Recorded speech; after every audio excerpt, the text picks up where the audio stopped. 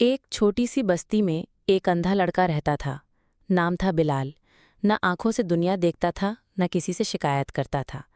हर दिन सुबह से पहले उठता, हाथ में एक छोटी सी लाठी उठाता और मस्जिद ढूंढने निकल पड़ता। लोग हंसकर कहते, अंधे होकर मस्जिद जाने का क्या फायदा?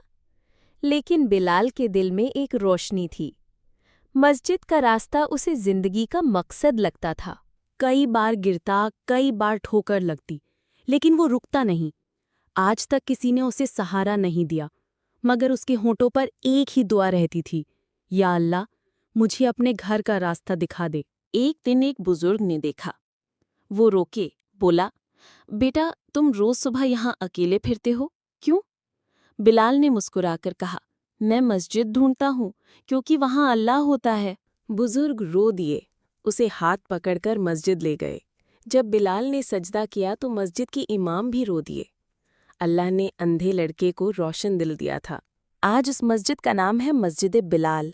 लोग उस अंधे लड़के का रास्ता फॉलो करते हैं, क्योंकि उसने अंधेरे में रोशनी का रास्ता ढूंढ लिया था। अगर आपको ये कहानी पसंद आई हो तो लाइक ज़रूर करें और चैनल को सब्सक्राइब करें ताकि और भी प्यारी कहानियाँ आप तक पहुँचती रहें।